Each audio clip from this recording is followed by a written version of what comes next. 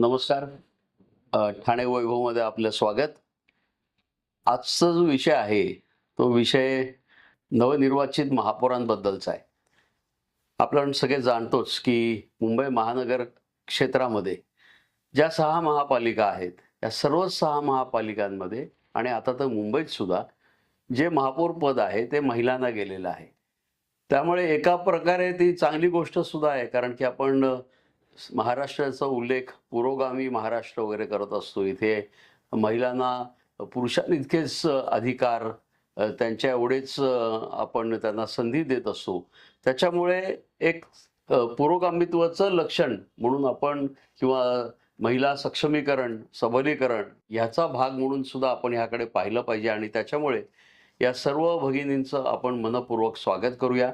त्यांना आपण शुभेच्छा देऊया, की त्यांच्या हातनं चांगलं काम व्हावं आणि त्यांची प्रतिमा, त्यांच्या पक्षाची प्रतिमा, त्यांच्याकडनं होणाऱ्या महापालिकेचं चांगलं काम आणि त्याच्यातनं निर्माण होणारी महापालिकेची प्रतिमा, या सर्व गोष्टी चांगल्या असतील आणि आपल्या नागरिकांच्या अपेक्षांना उतरणाऱ्या असतील. सर्वात महत्त्वाचं म्हणजे इथे एक गोष्ट आपल्याला आवर्जून इथे जो आम्ही आजच्या ठाणेवरच्या अग्रलेखात ज्या गोष्टीचा उल्लेख केला आहे, त्या बाबतीत आपण आज बोलणार आहोत, की महिलांना हे जे पद मिळालेलं आहे, हे आरक्षणामुळे मिळालेलं आहे, ह्याच्याबद्दल वाद नाही.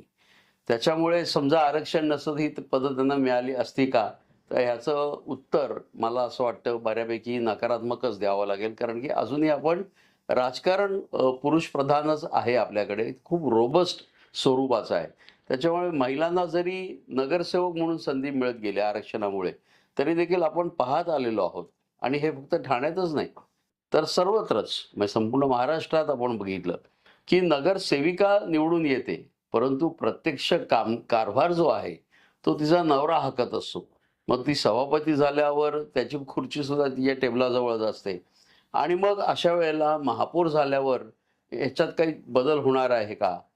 तर काही वेळेला असं होतं, की अ, त्या महिलेला तिचा नवरासुद्धा सहकार्य करतो आणि पक्षाचा सुद्धा पाठिंबा असतो आणि ती खरंच चांगलं काम करते. अशी उदाहरणं सुद्धा आपण पाहिलेली आहेत.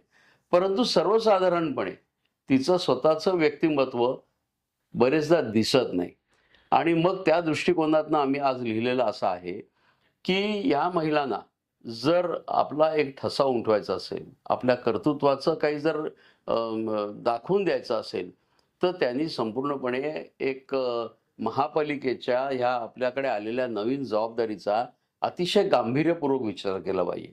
जेव्हा आपण म्हणतो गांभीर्यपूर्वक, तेव्हा सर्वात पहिली गोष्ट तिची अशी असली पाहिजे, की आपण आपल्याकडनं जे अपेक्षित काम आहे, नागरिकांचं जे काम आहे, नागरी सेवा देण्याचं काम आहे, तर त्याचा आपण अभ्यास केला पाहिजे. आता मी बहुतेक सगळ्या महिला महापौरांच्या मुलाखती वाचल्या. त्यात मला एक प्रकर्षाने जाणवलं, की त्यांना तळमळ आहे. त्यांना शहरासाठी ही काही काम करायचंय, ही संधी मिळाली ती वाया घालवायची नाही. ही सगळी तळमळ त्यात दिसते. परंतु जेव्हा त्याचं सविस्तर आपण ती मुलाखत वाचतो, तेव्हा असं लक्षात येतं, की त्या खूप सॉफ्ट गोष्टींकडे त्यांचं लक्ष आहे. म्हणजे उदाहरणार्थ आता ठाण्याचंच उदाहरण आपण घेऊया, की जर इथे पिण्याच्या पाण्याचा प्रश्न आहे, परिवहनचा प्रश्न आहे, पदपथांचा प्रश्न आहे, पार्किंग पॉलिसीचा प्रश्न आहे. अशा अनेक अनेक गोष्टी आहेत, की जिथे खरं म्हटलं तर प्राधान्यक्रमात ज्या अगोदर बसतात त्याच्यावर बोललं गेलं पाहिजे. त्याच्यावर काहीतरी उपाययोजना केली पाहिजे महापालिकेने आणि त्यासाठी महापौरांनी पुढाकार घेतला पाहिजे. त्यामुळे ही अपेक्षा आम्ही त्यात व्यक्त केलेली आहे, की तुम्ही एक अभ्यास करा, तुम्ही एक प्राधान्यक्रम करा आणि खास करून माझं एक असं ठाम समजूत आहे, की महापालिका ज्या सेवा पुरवते त्यांचा डायरेक्ट इम्पॅक्ट जर कोणावर होत असेल, तर तो महिलांवर होत असतो. त्याच्यामुळे कोणतीही महिला जेव्हा महापौर होते, तेव्हा तिने त्या दृष्टिकोनातनं जर पाहिलं, तर मला असं वाटतं महापालिका शेवटी एक मोठं घर आहे आणि ते घर चालवणं हे खरं म्हटलं तर चांगल्या महिलाच करू शकतात. त्याच्यामुळे महापालिका सुद्धा महिलाच चांगल्या पद्धतीने चालवू शकतील. परंतु त्यासाठी त्यांचा अभ्यास पाहिजे. त्यासाठी त्यांचा एक प्राधान्यक्रम पाहिजे. त्यासाठी त्यांची योजना पाहिजे. त्यासाठी त्यांनी संबंधित लोकांशी चर्चा केली पाहिजे. पूर्वीचे कोण नगरसेवक असतील, माजी निवृत्त अधिकारी असतील, त्यांच्याशी संवाद साधला पाहिजे, तज्ज्ञ लोकांशी संवाद साधला पाहिजे आणि स्वतःचं नॉलेज वाढवलं पाहिजे.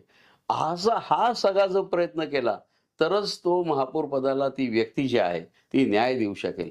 अन्यथा होईल असं, की मुळातच हे पद इतकं शोभेचं आहे, की तिला फारसं महापालिका कायद्यामध्ये तिच्याकडे असे काही कार्यकारी अधिकार नाहीयेत. त्याच्यामुळे नारळ फोडणे, फिता कापणे, साधारणपणे ह्याच कामांमध्ये जर महापौर गुंतून राहिला, तर ते त्यांच्यासाठी, त्यांच्या व्यक्तिमत्त्वासाठी चांगलं नाही इंडिव्हिज्युअली, परंतु त्यांच्या पक्षासाठी ते चांगलं नाही, महापालिकेसाठी तर नाहीच नाही, शहरासाठी अजिबात नाही.